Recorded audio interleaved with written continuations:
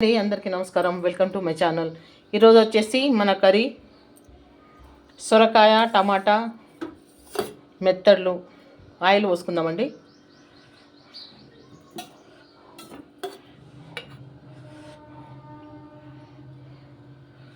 కొంచెం పోస్తున్నాను ఆయిల్.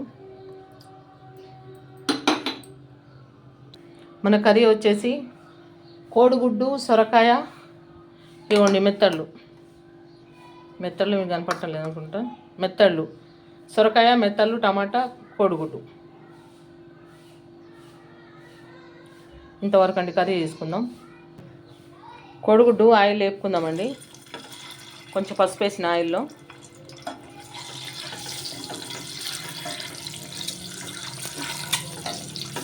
ఈ విధంగా కొంచెం ఎర్రబడేంత వరకు వేపుకోవాలి. ఇప్పుడు మెత్తలు లేపుకుందామండి. ఇగో శుభ్రంగా 4-5 సార్లు కడిగిందండి. నీళ్ళల్లో నీట్గా కడిగి ఉప్పు పసుపు వేసి కడిగినాను. కొంచెం నూనె లేపుకుందాము, వేపుకుంటే బాగుంటుంది.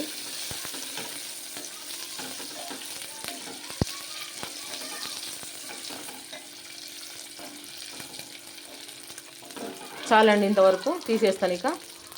ఇగోండి మెత్తళ్ళు నూనెలో వేపి పక్కకు పెట్టేసినాను. ఇప్పుడు ఉల్లిగడ్డలు వేసుకుందాం. దీంట్లో ఉల్లిగడ్డ పచ్చిమిరపకాయ వేసుకుందాం.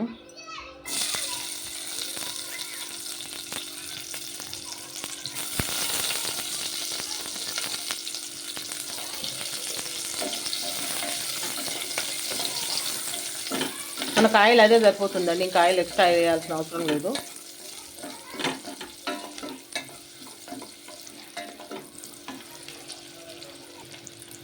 చూడండి చక్కగా వేగుతున్నాయి. ఇప్పుడు పసుపు వేసుకుందాము. అదేవిధంగా అల్లం వెల్లిపాయ పేస్ట్ అండి.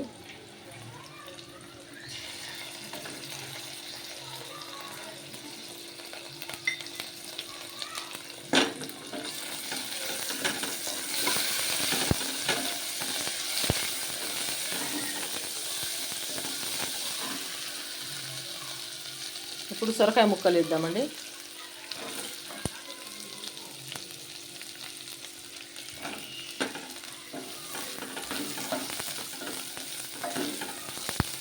మంట మీడియం ఫ్లేమ్లో పెట్టుకుంటానండి. నా వీడియో చూస్తున్న ప్రతి ఒక్కళ్ళు ప్లీజ్ అండి దయచేసి లైక్ చేయండి, సబ్స్క్రైబ్ చేసుకోండి నా ఛానల్ని. స్టార్టింగ్లోనే చేయండి, తర్వాత మర్చిపోతారు మళ్ళీ చూసి. ఇవన్నీ వేసి నాకు చూపిస్తాను. ఇదిగోండి సొరకాయ టమాటా వేసిందండి. కొంచెం పసుపు ఉన్నది దీంట్లో, దులుపుతున్నా, అంటే ఏం లేదు. దీంట్లో అదేవిధంగా కొంచెం ఉప్పు వేసుకుందామండి. చూద్దాం, సరిపోతే పర్వాలేదు, చాలకపోతే మళ్ళీ వేసుకుందాం, కానీ ఎక్కువైతే కష్టమవుతుంది. బాగుంటుందండి కర్రీ, సూపర్గా ఉంటుంది కర్రీ. వీడియో మరి ఎప్పుడు అప్లోడ్ చేయడం అవుతుందో తెలియదు, కానీ చాలా బాగుంటుందండి కర్రీ. సిమ్లో పెట్టినండి మంట, మీడియం ఫ్లేమ్లో పెట్టినాను. మీడియం ఫ్లేమ్లో పెట్టి చేస్తున్నాను.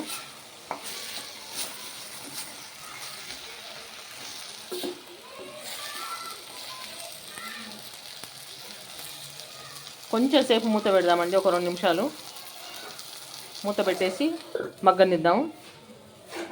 కొంచెం ధనియాల పొడి వేద్దామండి, దీంట్లో బాగుంటుంది. మనం ఎందుకంటే ఎండు చేపలు కోడిగుడ్డి వేస్తున్నాం కదా, కొంచెం ధనియాల పొడి.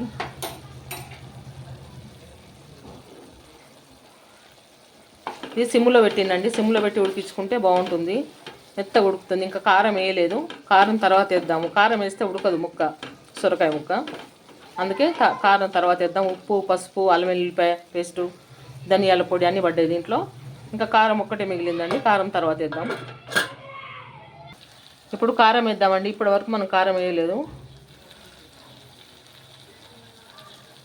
పడుతుందండి కారం అంతా.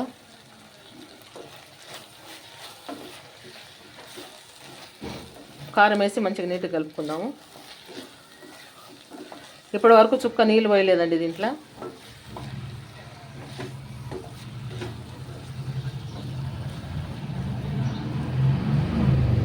సిమ్లో పెట్టినండి మంట, సిమ్లో పెట్టి చేసుకుంటేనే బాగుంటుంది. కొంచెం నీళ్ళు పోద్దాము.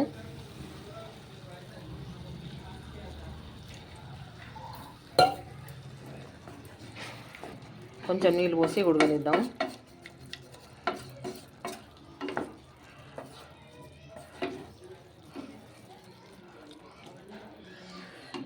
ఇప్పుడు దీంట్లో మెత్తళ్ళు కోడిగుడ్లు అండి, మెత్తళ్ళు వేసేస్తున్నాను. మెత్తలు కూడా ఉడకాలి కదా, సొరకాయతో పాటు ఉడుకుతాయి ఇవి కూడా. మెత్తలు కూడా వేసేస్తున్నాను. ఇవి మంచిగా నూనెలో బాగా వేపిందండి మెత్తళ్ళు, అందుకే కొన్ని వాటర్ పోసినాను, ఉడుకుతుంది దీంతో పాటు. ఇక ఉడకనిద్దామండి, మూత పెట్టేస్తాను. ఒకసారి కర్రీ చూద్దామండి. చూడండి మంచిగా ఉడుకుతుంది మనకి. ఎందుకంటే కొన్ని నీళ్ళు వాటర్ ఎందుకు పోసిందంటే సొరకాయలో వాటరు మెత్తళ్ళు ఉడకాలి కదా, అందుకోసమని కొన్ని వాటర్ పోసినాను. అది సిమ్లో పెట్టినాను మంట. చూడండి ఇంకా కొంచెం వాటర్ ఉన్నాయి. సిమ్లో పెడితే నిదానంగా ఉడుకుతుందండి, బాగుంటుంది, మాడిపోదు, మళ్ళీ మనకు మంచిగా ఉడుకుతుంది. సిమ్లో పెట్టుకొని చేసుకోవాలి. ఇక పెట్టేద్దాం, తర్వాత చూద్దాం. ఉడికిన తర్వాత చూద్దామండి కర్రీ. వావ్ సూపర్గా ఉంది.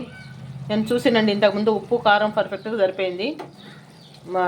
మెత్తళ్ళు కూడా శుభ్రంగా మంచిగా ఉడికినాయండి. చూస్తున్న ప్రతి ఒక్కళ్ళు ప్లీజ్ దయచేసి లైక్ చేయండి, సబ్స్క్రైబ్ చేయండి. కొత్తిమీర వేసుకుందామండి ఫైనల్గా.